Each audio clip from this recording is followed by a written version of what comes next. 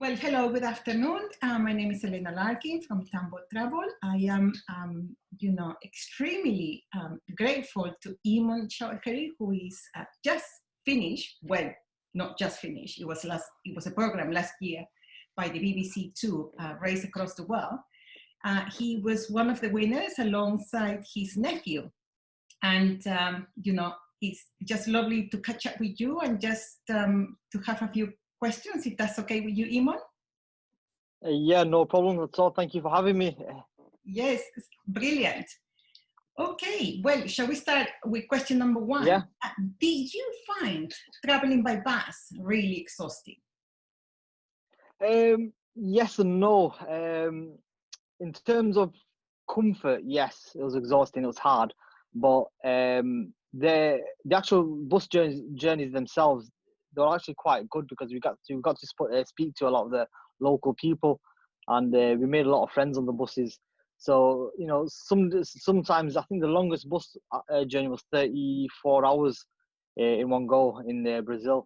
They were long journeys, but yeah, towards the end, I started to enjoy them a lot. Oh, The bus journey. So yeah, yes. and I'm also yeah, I was gonna say it also depends on the country. Like in Guatemala and like Honduras, they had them American school buses, the kids' school buses, them yellow ones. They had them buses, and they were really uncomfortable. But when in Brazil, Argentina, you had like UK standard coaches and buses, so it's a bit more comfortable. Exactly. I was just going to say that, typically in Chile and Argentina and Brazil as well, they have the journeys can be very long, but the buses, they seem to be quite comfortable, That's right, yeah. And I guess you get to see a lot more while you're traveling by bus rather than taking definitely of small planes. Definitely, and it's definitely the people that you meet. You meet some crazy, remarkable people on the buses, and yeah, you never would have met these people if you just traveled by airplane. Yes, amazing. So some of these buses, I'm sure you have seen. It depends on the prices, at least in Peru, where I come from. Yeah. Of course, the more you pay, the more luxurious your bus can be. Yeah. But the less that you pay, sometimes you can even be traveling with pets and sort of. Yeah. Everything. Yeah, we found that. And can you share with us any sort of the scene camera, something that we might not have seen? The BBC can edit. Yeah. Possibly the best. There's one in particular scene that it actually touched myself and my nephew, and that was in Honduras. It was actually on a bus. So we were on one of them big American school buses, and it was the first example that I had of the type of journeys that we're going to be facing. So me and my nephew, we got into the bus, and then and all the crew, we got into the bus, and I had a bag of Cheetos, them crisps, the Cheetos. So I had a bag of Cheetos with me, and we got into the bus, and then loads of local people started coming onto the bus, but the bus was already full, and loads of people kept on coming on because they never stopped. So people, like a lot of the kids, they were sitting on my lap, on top of my lap, like they were all like just sandwiched everywhere. And obviously, I was looking at my nephew thinking, what's going on? So there was so many kids around me, and I opened the bag of Cheetos and I started sharing the Cheetos out. And then there was one time. Then do you know when you eat them crisps, you have like crisps on your fingers? Yes. You have a lot of fingers. So I remember the kids, every single Cheeto they had, they'll eat it and they'll lick the fingers one by one. Do you know what I mean? And I just found that I just found it incredible, and it really touched me. Oh, great story! And while you were in Peru, traveling in Trujillo, and you went to Huanchaco Beach, I remember you staying with a family there, with a gentleman and his father. And how was it to go and to go and fish for your own meal? That was quite a trip, wasn't it? I think in Juanacho it was actually incredible because I think it was John and Santos that allowed us to stay in their houses. And I remember I was speaking to John, and he said to me, "We'll take you will take you fishing the Peruvian way, and we went on them incredible boats. I forgot what they're called. Totora reeds. The That's Totora it. Thank you. reeds. Yeah, so we went on to that boat, and he just showed me the concept of catching your own fish and eating it and cooking it. So we caught the fish, and within an hour we were eating it.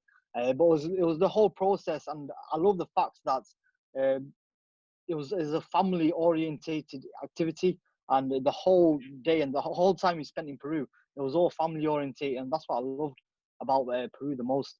It was the people. The people, they're just incredible people. They just help you so much, and I'm a complete stranger. They didn't need to help me, but they did, and they wanted to help, and that was the beauty of that. But it was an experience, and in itself, especially to live the Peruvian way of life with John Santos in Juanacho was Yeah, incredible. yeah. And I still stay in touch with John. Oh, great. So yeah, hopefully next time I go to Peru, then I'm definitely You going have to to go and see visit them. them. Yes. I don't know whether you are aware, but in Peru, people from the north of Peru, specifically Trujillo, Piura, they are Yeah. very, very friendly. I know in general Oh, Peruvians are friendly, but those guys are even more yeah, friendly. They will invite you to their homes, invite you for a meal without yeah, knowing you much. So yeah. Is incredible, and that's what I remember the most about Peru is the people. Like we've seen some amazing landscapes, the mountains and stuff like that, and the sea. But it's the people that really I remember the most. yes, brilliant. And tell me a bit more about reaching, the finale, the final Yeah. in Ushuaia in Argentina. Just when you were getting to that lovely hotel, the Aracur, and the ending was just so close. We just didn't know, who was going to win. Tell me a bit more about that experience. Yeah, obviously 54 days of racing, and Ushuaia was always at the back of our head, and we kept on saying Ushuaia, Ushuaia, Ushuaia. And when the last 2 days before the actual finish, and when we realized how far that we've traveled and that we're gonna be going to Ushuaia, it was like a pot of gold, if you know what I mean. Sorry Oops, about that. you are, So yeah, okay. Yes. so it was like a pot of gold because we've been talking about it for so long, and everyone that we asked about Ushuaia, everyone said, "Oh, it is absolutely amazing," and some of the scenery that you'll see is breathtaking, and it was. But after 54 days of racing, and to resort down to 20-second foot race between me and my nephew and Jen and Rob, it's just incredible. It was the whole build up to Ushuaia, and then when we finally got to Ushuaia and seeing the scenery ourselves, it Yeah. was literally breathtaking. One of the biggest regrets I have is I couldn't spend no time in Ushuaia. So basically, we finished the race, and the next day we had to fly out. Oh, Ideally, I wanted to spend 2-3 days there at least. yeah. So that's another place I need to go and visit because I just feel I didn't explore enough of Ushuaia. Definitely, yeah. You could go to see the Beagle Channel, and they have a colony of Yeah, penguins there as well. Oh, that's a shame. Yes, but I can see that you really enjoy having. I think it was a glass of champagne or something at the yeah, on the yeah. At the top, jacuzzi. in the infinity pool was just me, and Yeah, the Arica hotel, it was just really nice. It was one of the best hotels I've ever been to in my life. It was yeah. a nice end to a lot of hard work and a lot of struggle. Yes, it's specifically with that backdrop, of the mountains. I think it was lovely. Oh It yeah, was a lovely ending as well. Yes. Yeah. yeah, it's incredible. Okay. And how was it easy to rely on an old-fashioned map? Or did you find that the locals were also helping you with advice? I think the fundamental reason we made it to the end was because of the people. The people helped us so much was unbelievable. When we first gave our phones away and then they gave us these maps, I was thinking, oh, okay, because we rely on Google Maps so much, and having like a old-fashioned map, it was like taking a few steps backwards in time. But you know, I started reading, and you start to understand it, and you start rely on the actual map itself, which Yeah. was fantastic. So yeah, no, I'd next time I go traveling, I'll definitely will use a map. And You use nowadays, I still the map. use maps. Yes. I mean, it's like going back to the old days. I remember that, we just always used to That's get right. a map and, while we were, I don't know, traveling somewhere in a car. Yes. Yeah, definitely.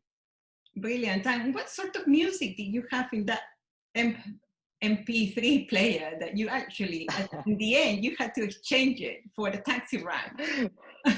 So What sort of I'll music were tell you you. listening when you were traveling in Latin America? So I'll tell you another secret. So the MP3 player, our memory card didn't work in the MP3 player, so we didn't actually listen to any music. Oh, It just needed a new memory card yeah. in it, and the one that I took from the UK, I didn't try it. So when I was on the trip, I tried trying it. It just didn't work. So yeah. And how did you cope without a mobile phone? During the 54-day race, it Yeah. was a long time. Yeah, it was a long time to No have music with no and no no phone. music, no phone. So you just had to. In the first week, I did miss my phone because I was constantly. I'm always on my phone, you know, checking everything.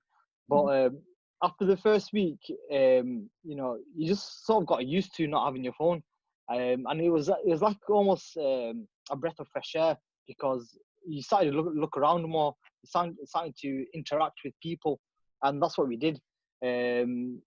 Especially on the buses, like you know, when we were looking around outside the windows, we just seen some remarkable, incredible scenery. And you know, them kind of sceneries you can probably find on your phone anyway. If you just go to Google Maps, you're able to find it. But to see it for yourself is something else. So in terms of the phone, and even now since I've been back, I don't really go on my phone as much as I used to. I just feel a bit liberated. You know, I don't rely on it anymore that much anymore. Yes. Oh, that's great. That's great. And which country in Latin America would you like to revisit?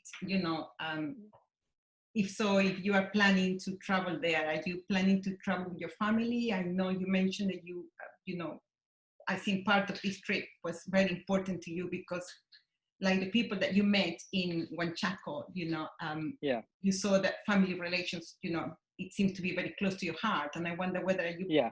having any sort of plans to take your wife or, or travel again with your nephew? Yeah, definitely. We are definitely going back to South America. To be honest, I'm actually going to go back to Peru because I remember John and Santos in Huanchaco. They invited me to go back with my family Oh, and to okay. stay with them. So yeah, I do plan to go back to Peru in particular, and also Brazil. I just feel we did Brazil in 5 days. We just went in and out of Brazil. And Brazil, you know yourself, it's a huge country, It and is. there's so much to see. Yes. And you know, there's certain places that I didn't get to see that I would have loved to see, like the Rio de Janeiro and the Amazon rainforest. Yeah. I think Jen and Rob went to the Iguazu Falls. Oh, That's that's fantastic. one. That was something that I always wanted to do Yes. before the show. It was the Iguazu Falls, Mm-hmm. and then obviously Jen and Rob did that one. So you know, I was a bit jealous about that. So yeah, so Brazil and Peru are my two countries that I'm definitely going back to 100%. Yeah, brilliant. And what are your recommendations, for people that you are looking to travel in Latin America? What would you recommend them now that you have been traveling quite a long way? I'd say my recommendation is to rely on people, to ask people for advice, to directions, for the best places to visit. I'll give you an example. If you go to Peru, the main thing you think about is Machu Picchu, the Inca Trail. But we went to Rainbow Mountain, and to be honest with you, Rainbow Mountain was incredible, and so was Cusco, which is not so much on the so-called list of things to do in Peru. But Yes. when you get talking to the Peruvians, they told us about Rainbow Mountain, and You know, that's the advice that we got off the local people to go and visit. So I'd say, you know, rely on the people and ask locals, because it's the end of the day, it's their country. They know what's best. You know, Google doesn't know what's best. It's the Peruvians that know about what's best. Yes, brilliant. Yeah, I totally agree with you. This thing about that Peru is just Machu Picchu. No, it isn't just Machu Picchu. Exactly, yeah. So many places, as good as Machu Picchu. I mean, and the Rainbow Mountain is, amazing. Incredible. And if you are looking to trek, and do the famous Inca Trail, there are so many alternatives where you will not see anybody really, and you will still reach to Machu Picchu. So definitely agree with you there. And one of the things which I really like a lot when you were traveling around, Brazil, and when you reached Sao Paulo and you saw that poor family and children sleeping rough on the streets. And of course, that was one of your things, which it was, your generosity, in the end, to donate half of the money that, for any charities in Latin America. Are you planning to donate to any other charities apart from the ones in Latin America? I guess the one in Sao Paulo. To be honest, I was due to the coronavirus. Me and my nephew were planning to go over to Brazil straight after the show, but that all had to be put on hold. So we want to help the children of Brazil, but it's not just a Brazil. You know, we've seen a lot of the children throughout the whole South America, in Honduras, Guatemala, even in Peru. And you know, if I'm going to try associate myself with them, as many charities in each of the countries that we went to help them as much as I can, to make people aware about, how bad it is, because obviously, these countries are amazing countries, amazing scenery, but people forget about the actual people that live there, because at the end of the day, they're still developing countries. Exactly. And obviously, we live in the UK. We're very fortunate to have certain amenities, amenities that we take for granted, like food and water. Whereas in South America, and well, Latin America, they're not as developed, but they are developing, and sometimes they just need a helping hand. So I'll try to help as many charities as I can. Charities in particular that help children, because that's something that's close to my heart, is children. I just feel that they've done nothing wrong in their lives, and it's just because they were born and brought up in certain areas that they don't have the same upbringing as I do. So I just feel that it's unfair. So if I can help as many children as I can, that'd be super. That's really, really nice to hear. And tell me also now, just changing the subject a little bit from charities, what was the most amazing view that you saw during the race? Anywhere in particular? I mean, the view possibly of the Rainbow Mountain, or I know you were not in Iguazu and you didn't have that view of the falls, but any sort of something that really struck you and you really liked? There was a lot, to be honest with you. Incredible views, but probably the one in particular was Ushuaia. When we were at the top of that mountain, and then you could see the snow-capped mountains around you, and then to the other side you can see the ocean. It just looks so peaceful, and I've never seen nothing like that in my life. That view, and that view will always stay with me for the rest of my life. I can tell you as much about it, I can describe it to you, but it's one of them things that you have to go there to see it yourself, to believe it, how beautiful it is, because no words can justify how amazing it was. So yeah, for me, it was definitely Ushuaia. And don't get me wrong, Rainbow Mountain was incredible. The views that you got up there, and same in Mexico, towards the bottom, and in Belize as well. Belize is really nice as well. Oh yes. Belize has some fantastic loads of little tropical islands and all sorts. Yes. So yeah, there's loads, but I say Ushuaia was probably my top. Yeah, top. Yeah. You know that although I come from Peru, and I always, when somebody asks me, which is your favorite country, I will always say, Peru. One country which is actually really close to me and I really like is actually Argentina. I think that, you know, the views that you have, specifically in Patagonia, you know, is so Oh, Patagonia, yeah. You know, amazing. You just go and sit there, stop, and just, you know, just relax. And, you know, it's really, really incredible. Yeah, Yes. I think we like drove through Patagonia, and another main thing that I regret is not staying in Patagonia and looking at the views, because I remember on the buses we were like looking out the windows and watching the scenery. It's just incredible. Yes, yes, of course. You were trying to get you know, as quickly as possible to Ushuaia end, so you just have to take very long journeys and just try to get quickly there.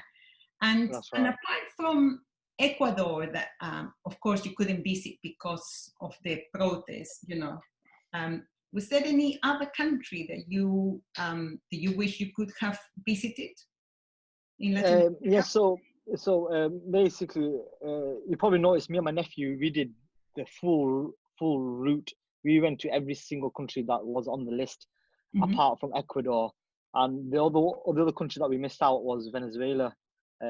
So yeah, it's just Ecuador and Venezuela is the two countries that I've not seen in Latin America, and they're the two countries that I would like to see at some stage of my life. Yeah, yes, it was a shame about Ecuador because it sort of all kick off there, and then it sort of moved to Chile as well, where it seems to me that's right. Yeah, Tom and Lizzie, then they had to leave Chile as well for that.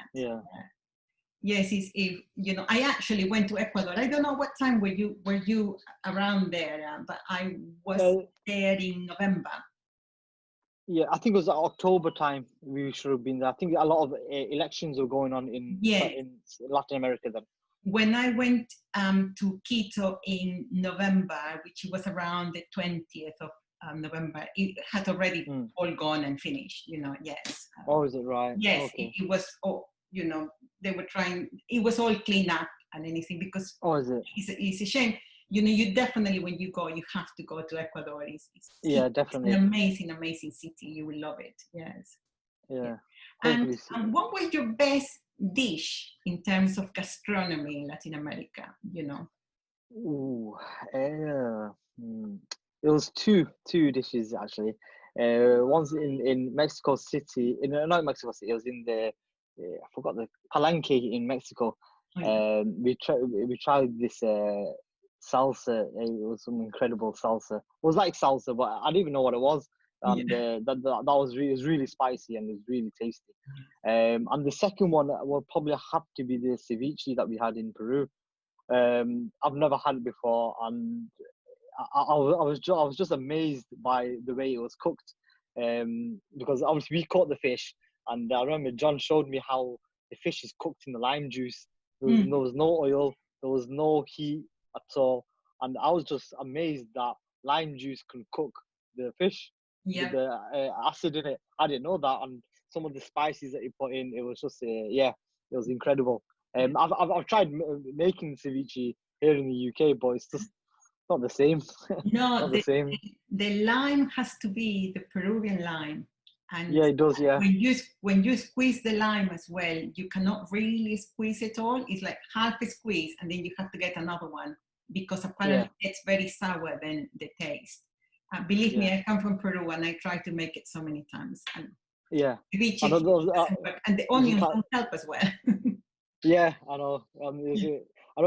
In fact, you're right what you said, because I remember John, he just squeezed him a little bit and threw him. We must have used about 30 limes. And I just thought he was wasting so much of the lime, but he told me, no, this is the way to do it. I was like, okay. Yes, that's definitely, that's the way to do it. And so we're getting actually to the end. And what are your travel plans for the future? You know, once, of course, it is safe to travel, you know, hopefully get over these lockdowns and any plans for the future, you and your nephew, you and your family? So me and my nephew, we're planning to go to Brazil and to go to different charity organizations and to see a bit more of Brazil itself. So Brazil is one of them, and also I want to go back to Mexico as well, Mexico City in particular. Um, Mexico City and Ushuaia, them two places we need to go and visit, because that was the starting point and Ushuaia is the end point, and them both destinations we didn't spend any time in, and they're both really big places which have a lot to offer, and we didn't see any of it. So yeah, there's them two. But my wife wants to go to India soon as well, to go traveling in India. I basically want to travel the whole length of India from top to bottom. Okay. So we're planning to do that as well. So yeah, we've got a lot of plans, but obviously we can't do much right now. So as soon as the lockdown finishes I and know. we're allowed to travel, Yes. I'll definitely be traveling. So yeah. The way that we are going, it seems like it might be next year at least. At Yeah. least for Latin America, it seems like very few people will be traveling for this year. But on the positive side, who knows? Will be a lot of offers around there, So Yeah, you never know. And to be honest, next time I go back to Latin America, before I always used to travel like all inclusive, stay in nice hotels. Now when I travel, I'll stay with families and I'll stay in hostels.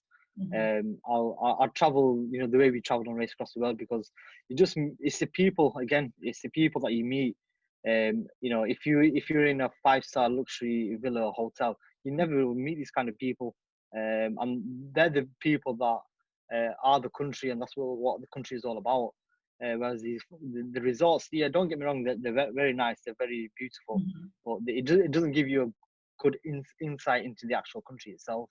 Yeah, I agree. I think it's and that's one of the beauties as well. That for a lot of young people, when they go on their gap year and they are traveling and backpacking Latin America, that's how they get to know more the country. Definitely. But I still think that at the end, like you were in Ushuaia at the Aracur, I think it is nice to end up in a lovely hotel, just relaxing there by the infinity pool. Yes. Yeah, that's it. Yeah. That was nice.